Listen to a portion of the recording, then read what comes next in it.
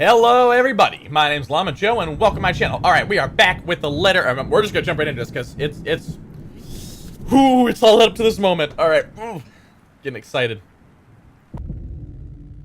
Oh no. Oh no. Okay. Yeah. Together, Ashley and Isabella carefully made their way downstairs. However, instead of a hallway, the kitchen greeted them instead. Before they could understand what was happening, it slammed shut behind them and the whole mansion had started to shift. Blood. In every nook and cranny. Over every surface and in every inch of the floor. This time, unlike the first one I've seen, it remains and gradually the whole room began to reek of that familiar metallic scent. Sharp. Suffocating. Oh, in my ears. That's painful. Oh, it's so painful. Around us, every object, including the cupboards, have started to rattle as well. The sounds from outside, foreboding rumble of thunder, and even the howling winds had begun to fade away, replaced by whispers, shouts, and cries of pain. Though inaudible, each beat and note bombards every crevice my head with vague images and sounds. There's no time to make sense of everything, however. I'm already shouting, fueled purely by adrenaline. Barking orders and making a break for the door that leads to the next room, the dining. Should take us straight to the foyer where the main door is. Move! Run! Right in front of us, the mansion has started to change, and we're in the thick of it. However, instead of the dining room like it's supposed to open to... Oh, shit. The bedroom welcomes us instead. An image that lasts only but a second before blood begins to seep into the room. Filtering into the walls, trickling from every nook and cranny. Everywhere, furniture shakes and every beam rattles. Before we can even step back from the horror gradually unfolding in front of us, the door slams shut. A loud thud bringing a sense of dread and chill creeping up in each of us. Along with it is another realization. The whole place is reordering itself.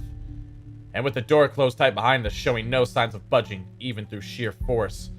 There's no choice but to go forward and hope to, oh gods, that it'll lead us to an exit. Oh. Until then, running's the only thing we can do, spurred by nothing but fear and a sense of desperation to live. But with each room we pass, it only becomes apparent that the house has no intention of letting us leave. It lured all of us here and we've fallen for it. Now it's playing a little game with us. A sordid form of amusement. For whom? The laughter's the only thing we can hear. With every hall we cross and the door... There's windows. Smash them and jump out. Now you're in the bottom floor, so you can actually do it. Not, I mean, honestly, I would jump up the second floor at that point, even if it meant breaking my legs. With every hall we cross and door we slide open, the hope of finding an exit merely dwindles. The gun in my hip is useless here. I am useless here. Some fucking genius I am. Some fucking person to trust I am. All those, they mean nothing in the face of the unknown. You finally figured it out. Huh, Ashton Frey. Just give it up. All of them will eventually die because of you. And you are going to die alone. Shut your fucking mouth. Yeah, Ashton. You know it's true, though. All of it. It's why all you can do is tell us to shut up. You don't want You're just to hear repeating a the single same word, stuff over and over because again. You're already aware of it. You can't even admit it to yourself. Who's the coward now? It's a little harder to do it with your friends' voices when your friends are right with you not saying those things, so... But no matter how hard you try, you're not going to be able to save anyone. The more gruesome the place turns, the bleaker our chances simply get. Oh, good! Wails and screams fill our ears as we pass by. Ah, like the smoke and stuff. What in the world? Words from a time and people long ago, laced with nothing but pure agony, calling out, reaching out to us. Their voice is almost too real as if we're not the only ones trapped here. That there are others begging for release from this wretched place. Or maybe it's all just a show? A taste of what we will eventually be. Souls forever held captive in a never-ending nightmare. Mother, I've done it, Mother. Take me with you, please. I can still hear her. She's here. Help me! Help me, please! Is this what the curse is? What it means for all of us? Not a letter, not a morbid cry for help, but an invitation? A beckoning for unsuspecting souls to be dragged into this place's horrors, to be put under centuries and centuries of torment and agony? Suddenly, dying a painful death seems preferable, enticing, than ending up here, living a tortured existence. Or perhaps it's all the same. Oh. Still, hope worms its way into me. Not a usual thing for someone like me, but after going through countless doors and corridors, every little sign of hope I'm willing to cling to as long as it'll get us out of here. We're back in the dining room again. How long have we been running? How long since we've left the kitchen? At some point, I've lost track of time. With the windows barred tight and the sounds lifting in the air, nothing but shouts and shrieks, it's impossible to tell. Not that it matters when an end is in sight. Oh, okay. Shelves and furnishings bar the door, each stained with blood and gore. That if the situation isn't as desperate as, I'll find a different way out. But there's still a gap left at the topmost part for a person to go through, as long as you use the shelves to climb. It's all right. I mean, also, I just moved the furniture. But, you know, no, whatever. From here, I can spy the familiar walls of the foyer. Relief, only relief, washes over me. Although my legs have been strained taut by all that running, every bone and muscle in my body ache, there's only an easing. A sense of tension relieving while energy back flows through me again at the sight of an end. No sooner I'm leading us out of it. Zach helps Mikola first, assisting her up and through the gap before giving a hand to both Rebecca and Isabella. The moment the ladies are in, I nod for him to go through. I'll watch your back. Well, he's gonna get dragged. Surprisingly, he does that without any protests. Not that there's any need to. Sometime after entering the room, the whole place has calmed down. No wails, no whispers, just a silence, too deafening. But I'm not letting my guard down until everyone's on the other side of this nightmare. Safe. For all I know, this may just be a calm before another storm.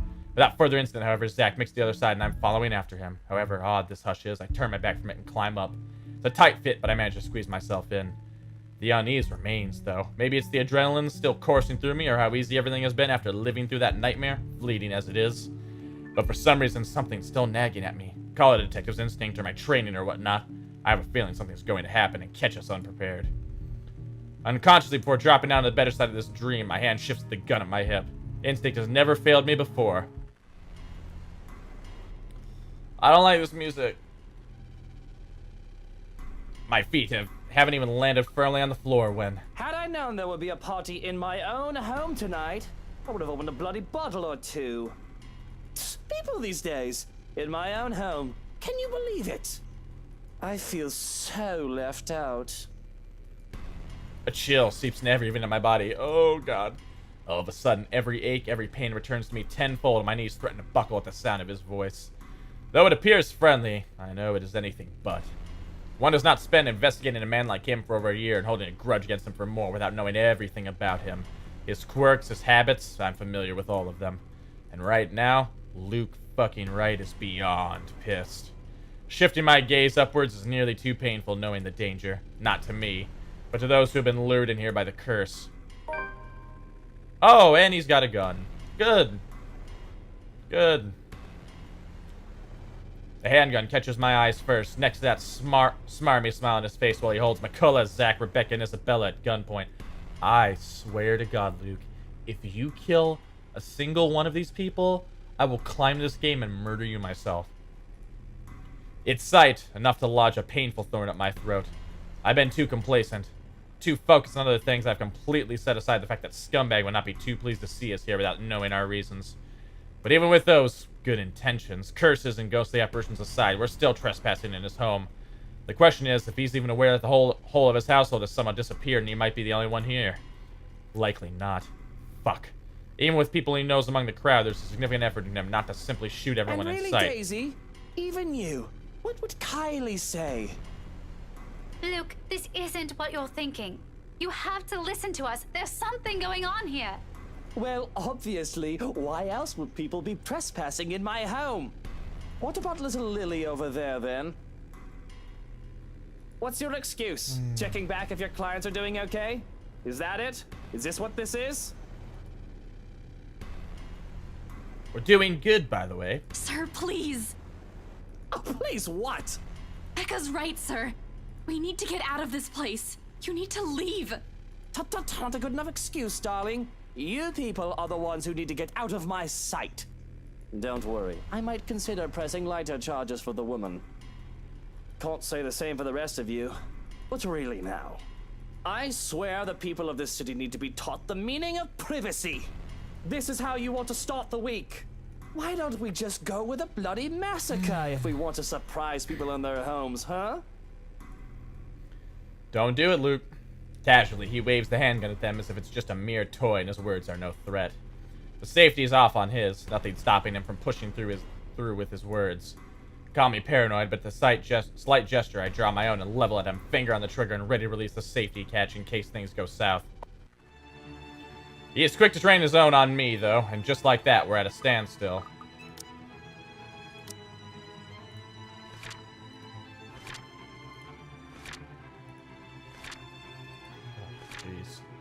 After a long, desperate run in search of a way out, the house calmed down for some reason. Next up was finally in sight. Waiting on their side, however, is Luke with a gun. Because he's a piece of shit. Now, Feathers. Manners.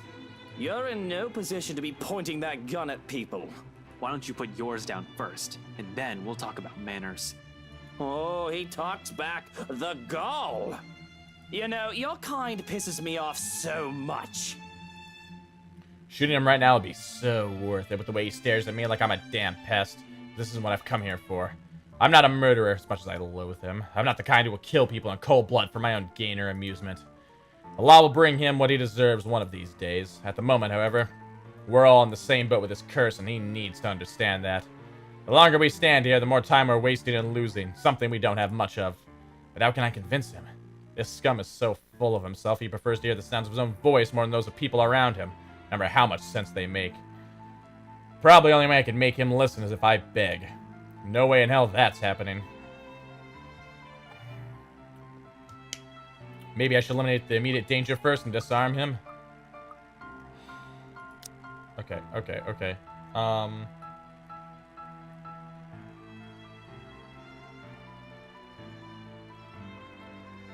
This choice leads to one of two different endings. One leads to a definitive ending here. The other leads to three different ones.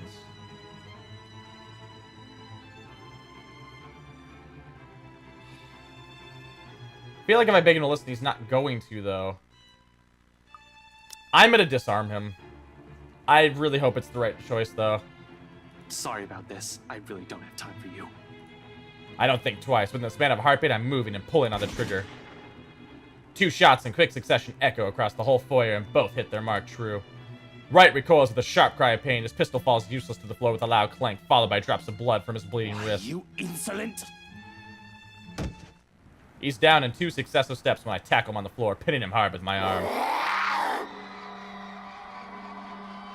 See, this is what I was worried about. Although, before I can knock him out with a solid right hook, an agonized wail burst through the tense air, loud enough to echo along the dark, empty halls of the mansion. Piercing enough for every occupant in the foyer to cover their ears and close their eyes. And all at once, there are images. Okay, so that's the choice I made. It's gonna lead to this. Oh, there's a 3-1 here, too. Oh, shit. I hope I made the right choice. Amidst the discord and the noise, something whizzes past by, too close, too swift. A brief, keen blur that barely registered my eyes, like an arrow quickly finding its mark and heading straight for...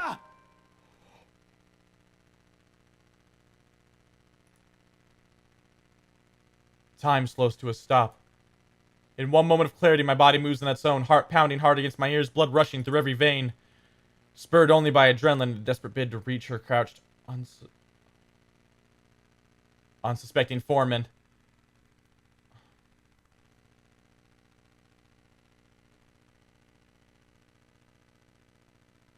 I don't even get to yell for her a second time. I didn't even get to call her name.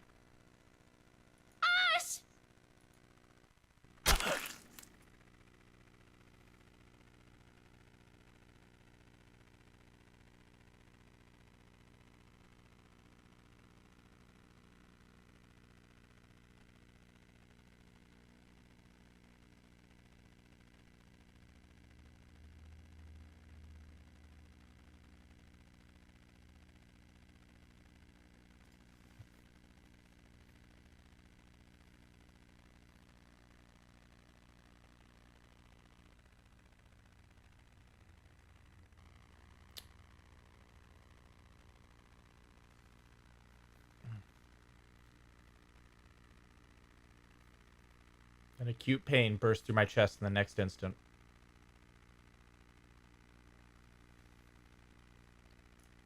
All of a sudden, everything around me feels too sharp. Every edge, every point. Even the act of drawing a deep breath alone stings and burns my lungs while an intense ache slowly spreads throughout my whole body. Numb. I feel numb. A hand comes away bleeding, shaking while I can only let out a wet, ragged laugh. Soon, without warning, I'm going down on my knees and the whole world is pitching sideways. An arm, firm and stable, is on me the second I stumble back, catching my fall.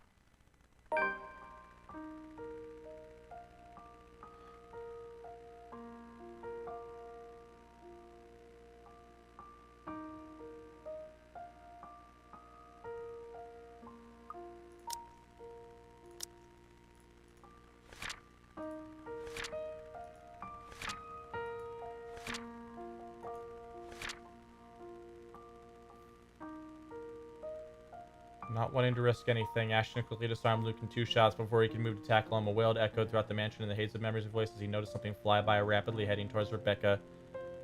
His body moved on its own.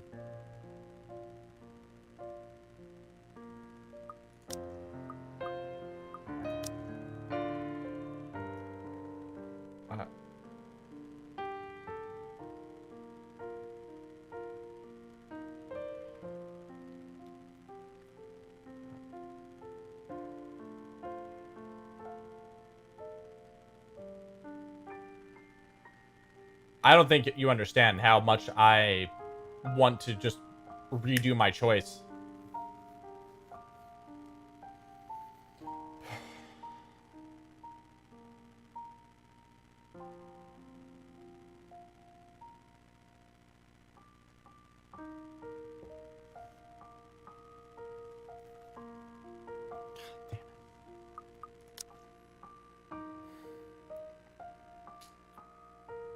I've been recording for a while, so I'm going to stop it here.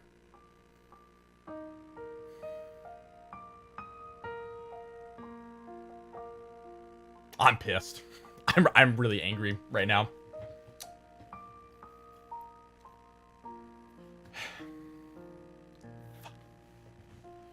Thank you guys so much for watching. As always, feel free to like, comment, subscribe. Tell me what you like, tell me what you don't like, and I'll do the best I can to make it right. I'm Mama Joe, and I'll catch you guys later.